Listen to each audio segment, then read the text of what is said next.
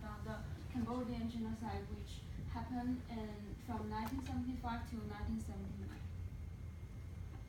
First, I will give a brief introduction about Cambodia, and I will explain who led the genocide, why it happened, what exactly happened, and the international response during the genocide, and what happened after the genocide.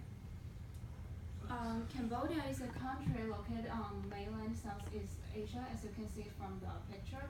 It is bordered by Thailand, Laos, and Vietnam, and if compared with the United States, it is smaller than the state of Oklahoma. The party led the genocide called the Khmer Rouge.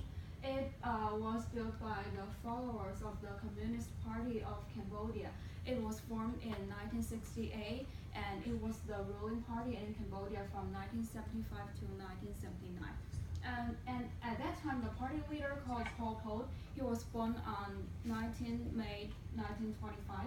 He studied in Paris from 1949 to 1953, and in Paris he joined a communist cell in a secret organization. But he returned to Cambodia in 1953 because he failed his classes for successive 3 years. And from 1963 to 1997, he led the party. Because Pol Pot believed in Maoist and Marxist-Leninist theories, so he wanted to create a pure communist country. He wanted to change the Cambodia into a rural area. So the party divided the whole population in two parts. The first part, called the old people, they were uneducated, they were hardworking, and they were regarded as the ideal communists. The other part is called new people. They lived in cities and they were seen as symbol of capitalism. So most of them were killed during the genocide. And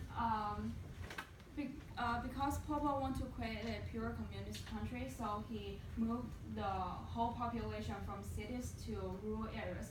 But when his plan didn't work, he became overly suspicious. He thought there were enemies around him, so he began the genocide. At first, people died from starvation. There were not enough food, and people were only able to eat watery rice or banana stalks to survive, which were food for pig. And each person was only able to drink only 1 cup of water per day. So as time goes by, people began to steal food from others, and so they were put in prisons. Later, the Pol Pot changed the whole country into a killing field system. They killed people who were unable to work, like elders, people who refused to move from cities to rural areas, people who show their emotions, like they smile or cry in public areas, and people who breach obeys.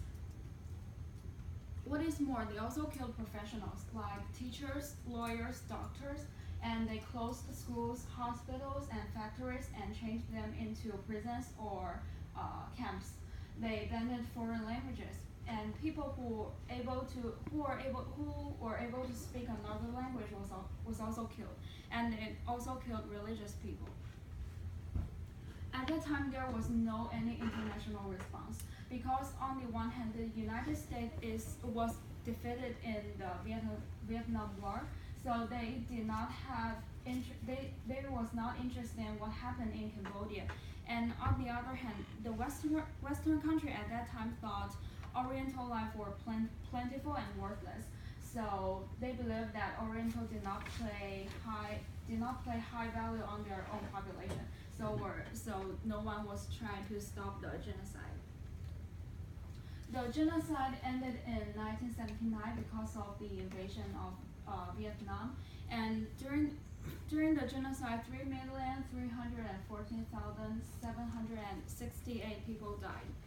And after the genocide, rebuilding the country was necessary, but most infrastructures was destroyed by the party, and most people got PTSD, which was a mental problem.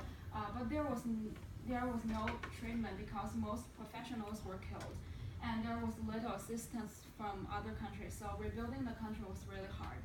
And also also after the genocide, the government established several memorial places like S21, as you can see from the pictures.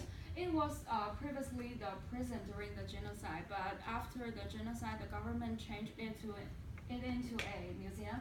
It preserved people's bones and skulls, and it also has some black and white photograph of victims who died during the genocide.